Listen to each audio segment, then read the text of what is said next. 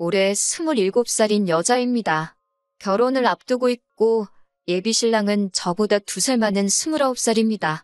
저는 대학 진학에 큰 미련이 없어서 고등학교 졸업 후 바로 취직을 할 수 있는 특수목적 고등학교에 입학을 했어요.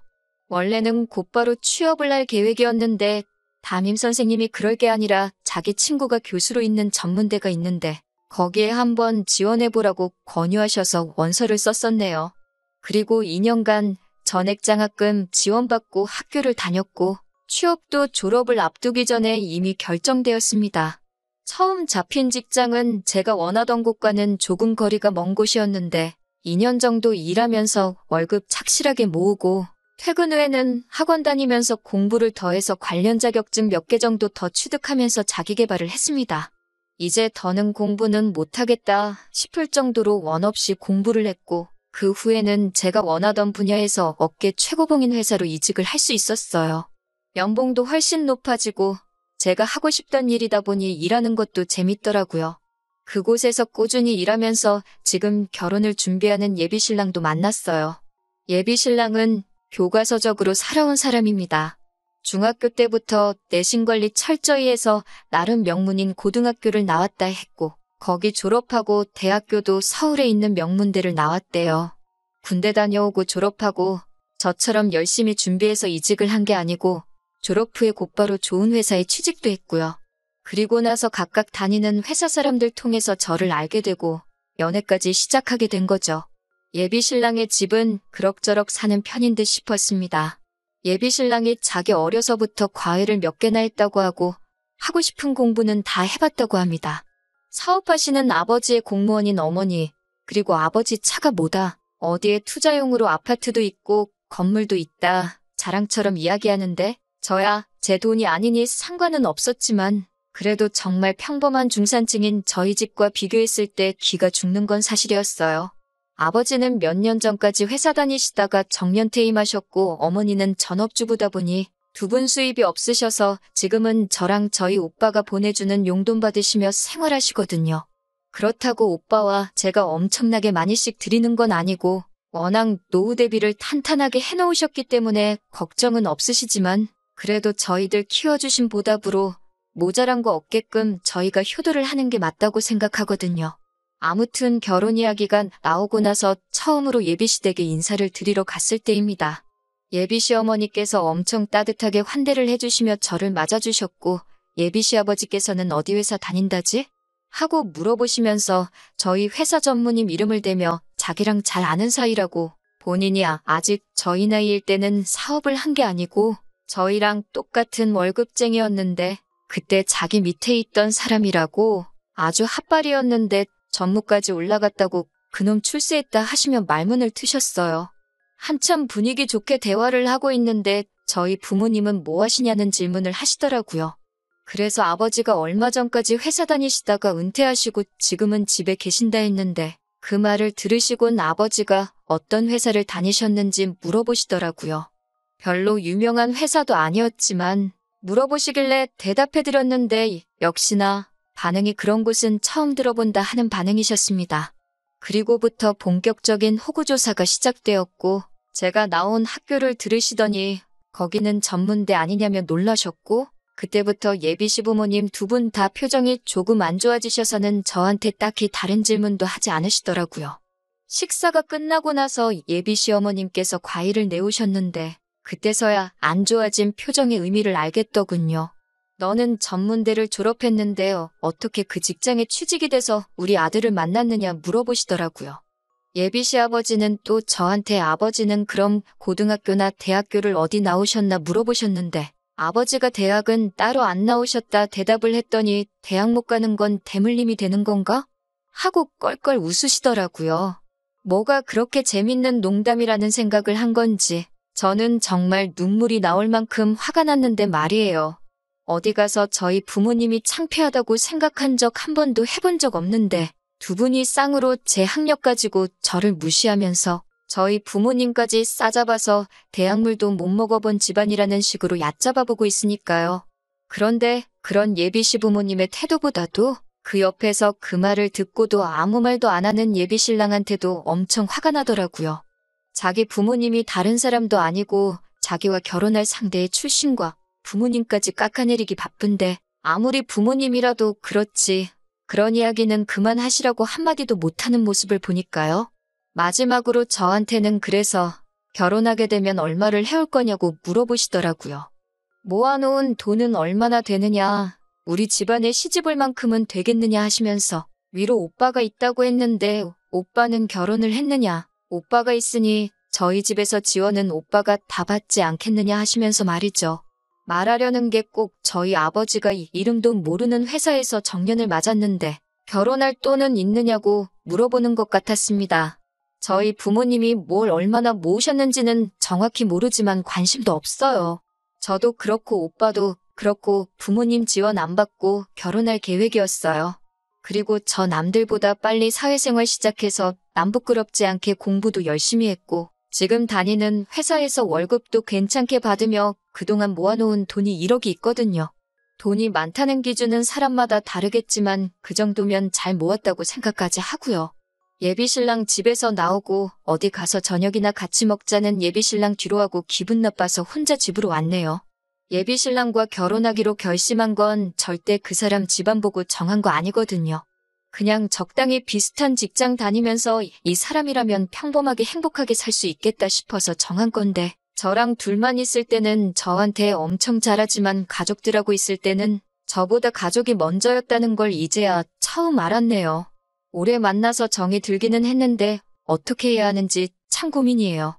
제가 저런 말 듣고도 계속 결혼을 하려고 한다면 제가 정말 속도 없는 사람인 거겠죠? 헤어져야 하는 건지 아니면 결혼하고 시댁과는 거리를 두고 살자고 부탁을 해야 하는 건지 참 여러 가지 생각이 드는 밤이네요. 후기 보내드립니다. 얼마 전에 예비신랑 만나서 완전히 끝을 내고 왔습니다. 인사드리러 간 날 이후로 일부러 예비신랑 연락 다 무시하고 씹었어요. 그러다 못 참겠었는지 저희 회사 앞까지 찾아와서 저를 기다리고 있더라고요. 회사 근처 조용한 식당에 가서 자리를 잡았어요. 예비신랑도 완전 눈치가 없는 모질이는 아니었는지 혹시 자기 부모님 만난 날에 오고 간 대화 때문에 자기 연락을 씹은 거냐며 묻더라고요. 저는 딱히 그게 맞는 말이다, 틀린 말이다 해명하지 않고 조용히 있었네요. 역시 그것 때문에 그런 거냐며 그런 거면 조금 실망이라고? 어른이 하신 얘긴데 벌써부터 그런 걸로 서운해하면 안 된다고 하는 거예요.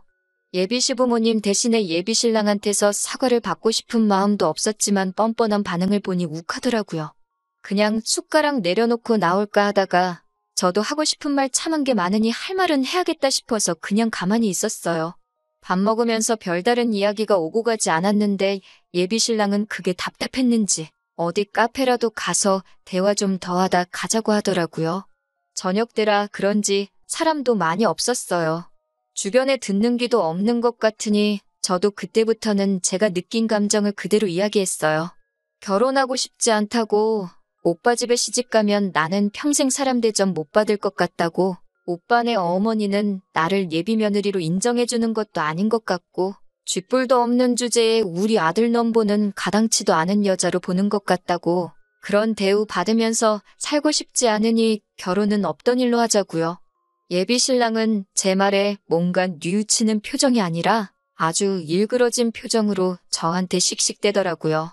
자리에서 벌떡 일어나더니 씩씩대면서 제 팔을 잡아 끌고 차에 태웠어요.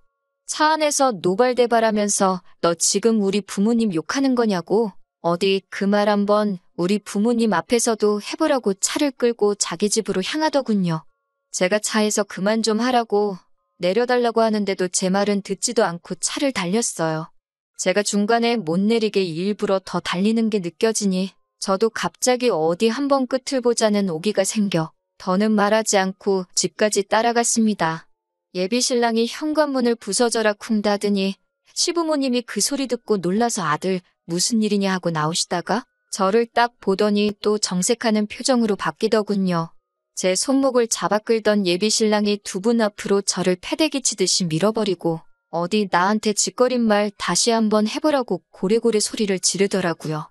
저도 자세 똑바로 고쳐 쓰고 예비신랑 향해서 도끼 눈을 뜨고 있으니 어머님이 어디서 눈을 그렇게 뜨냐면서 악을 지르시더니 어디 한번 우리 아들 앞에서 뭔 말을 했는지 드러나 보자고 제 앞에 팔을 꼬고 서서 서 계셨어요. 아무 말도 안 하고 노려만 보고 있으니 당장 말하라고 소리를 치더군요. 그래서 제가 조곤조곤 하나씩 있는 그대로 말씀드렸습니다.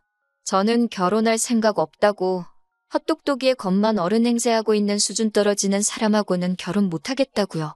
그렇게 말했더니 어머님도 그렇고 아버님도 그렇고 아주 양쪽에서 노발대발하면서 수준이 떨어지긴 뭐가 떨어지냐고, 수준 떨어지는 건 대학도 안 나온 너라면서 어디 배워 처먹지도 못한 것이 우리 아들한테 수준이 떨어진다는 말을 하고 자빠졌냐고 입에 담기 힘든 욕까지 섞어가면서 하더라고요.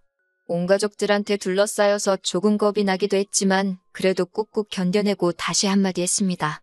어머님이 자식 공부에만 신경 써서 그런가, 아주 예의라고는 단 한 번도 배우지도 못한 것 같다고. 학교 어디 나왔냐를 말하는 게 아니라 인품이 아주 수준 떨어진다고 했어요. 제대로 된 가정교육 잘 받았으면 아무리 자기 부모라도 결혼할 상대의 부모를 욕보이고 있을 땐 나서서 한마디 해야 하는 거 아니냐고. 그런데 어머님이 하는 말 들어보니까 어떤 가정교육을 받고 자랐는지 안 봐도 뻔하다고요. 그리고 한마디 더 붙여서, 아, 예의 없는 것도 대물림이 되는 건가? 어머님도 예의가 참 없으신 것 같아서 하는 말이에요. 하고 똑같이 받아쳐줬습니다. 그 말이 끝나자마자 눈앞에 별이 반짝. 예비신랑이 욱해서 제 뺨을 올려붙인 거예요. 저보고 말이 뭐 그따위냐고, 미쳤냐고 하면서요. 제가 예비신랑한테 맞은 뺨을 부여잡고 있으니 어머님도 기세가 등등해서 저런 배워처먹지도 못한 걸 어디서 데려왔냐고, 저런 거랑 결혼하라고 그 돈 들여서 너 공부시킨 거 아니라고 예비신랑한테 한 소리를 하더라고요. 저는 끝까지 물러서지 않고 한마디 또 했어요. 이거 보라고요. 방금 전까지만 해도 결혼할 여자였을 텐데 수세에 몰리니 손부터 나가는 거 보시라고. 이런 사람을 저도 어떻게 남편이라고 믿고 평생을 함께 하겠냐고요. 저나 저희 부모님 4년째 안 나왔다고 못 배웠다 하셨는데 꼭 좋은 대학 나왔다고 똑똑하고 품위 있는 건 아닌 것 같다고, 두 사람 다 엄청 수준 떨어진다고 아주 부모나 자식이나 다 똑같다고 한마디 했습니다. 예비신랑이 저한테 다시 다가오길래 이번에도 그냥 뺨을 내어주기 싫어서 제가 먼저 팔을 뻗어서 머리채를 한 움큼 움켜쥐었습니다. 사실 그때 너무 긴장해서 기억은 잘 안 나는데 그렇게 힘을 세게 준 것 같지 않은데 제가 움켜집은 머리채가 집은 그대로 뽑아져 나오더라고요. 한 움큼 잡혀있는 머리카락에 저도 깜짝 놀라서 바닥에 던져버렸어요. 바닥에 흙 뿌려진 머리카락을 보니 한참 머리 자르고 있는 미용실 바닥만큼 뽑혔더라고요. 예비신랑이 으악하고 외마디 비명을 지르면서 자기 머리 빠진 걸 보더니 화장실로 달려들어갔고, 어머님은 뒷목 잡고 쓰러지는 척 하더니 금세 저한테 달려들어서 어디 똑같이 당해보라며 제 머리채를 잡으려고 하길래 어머님을 그냥 밀쳐버렸어요. 제가 손대지 말라고 말하지 않았냐고. 저는 똑같이 되갚아준 거니까 너무 화내지 말라 했어요. 그리고 저쪽에 있는 아버님을 향해서 예의를 못 배운 것만 대물림이 되는 줄 알았는데 대머리도 대물림이 되는가 보네요 말하고 앞으로 보는 일 없으면 좋겠다 하고 밖으로 나왔습니다. 나오면서 저 사람 장가보내고 싶으면 치마폭에서 내려놓던가 아니면 평생을 품에 끼고 사시던가 둘 중에 하나만 하라고 말하고 나왔습니다. 문을 닫았는데도 적어보라고, 가긴 어딜 가냐고, 저보고 멈추라고 지르는 소리가 문 바깥까지 들리게 저를 향해 울부짖는 소리가 들려오더라고요. 정말 엘리베이터 타고 택시 잡으러 가는 길까지 긴장했던 게 한 번에 쏟아져 나오는 건지 다리가 후달거려서 죽는 줄 알았습니다. 제가 원래도 이렇게 맞서 싸우거나 하는 성격이 아닌데 말도 술술 나오고 어떻게 했는지 저도 놀랍더라고요. 긴장이 풀리니까 지나갔던 일들이 하나둘씩 생각나면서 예비신랑이었던 그 자식 머리를 한 움큼 뽑아버린 생각을 하니까 아주 통쾌했어요. 덕분에 아주 꿀잠을 자고 일어났는데 자고 일어나니까 그 자식한테 여러 통의 전화가 와 있고 제가 전화를 안 받았으니 문자로 욕짓거리를 한 다발 보내놨네요. 우리 집에 무슨 짓을 하고 간 건지 아냐면서 앞으로 행동 조심하고 지 눈에 띄지 않게 조심하라고 하더라고요. 그래서 저도 답장 하나 해줬어요. 남은 머리카락이라도 간수하고 싶으면 너야말로 내 눈에 띄지 말라고. 그리고 이렇게 말하는 거 협박이나 마찬가지고 자꾸 이런 식으로 연락하면 경찰에 신고할 거라고. 진짜 한 번이라도 내 앞에 찾아와선 나한테 뭘 어떻게 하려고 한다면 진정 내가 가진 모든 걸 털어서라도 꼭 너 하나만큼은 콩밥을 먹일 거라고 했어요. 저한테 정말 남아있는 머리라도 한 번 더 뜯길까봐 걱정이 된 건지 아니면 정말 경찰에 잡혀갈까 걱정을 한 건지 제게 한 으름장과는 다르게 회사에도 한 번 찾아오지 않았어요. 온갖 센 척은 했지만 진짜 찾아오면 어떡하나 걱정은 했는데 말뿐이던 그 성격이 새삼스럽게 제가 윽박지른 대로 제 눈에 알아서 띄지 않더군요. 그렇게 몇 주 정도 지났고 더 이상은 나타나지 않을 것 같아 끝내 생각한 것보다는 더 쉽게 안전이별했다는 생각이 들고 며칠을 더 두고 보다가 제 앞에 더 이상 나타나지 않을 거라는 확신이 생겨 이렇게 후기까지 보내게 되었습니다. 다음에 만날 사람은 제 가족도 자기의 가족처럼 따뜻하게 품어줄 수 있는 그런 사람을 만났으면 좋겠네요.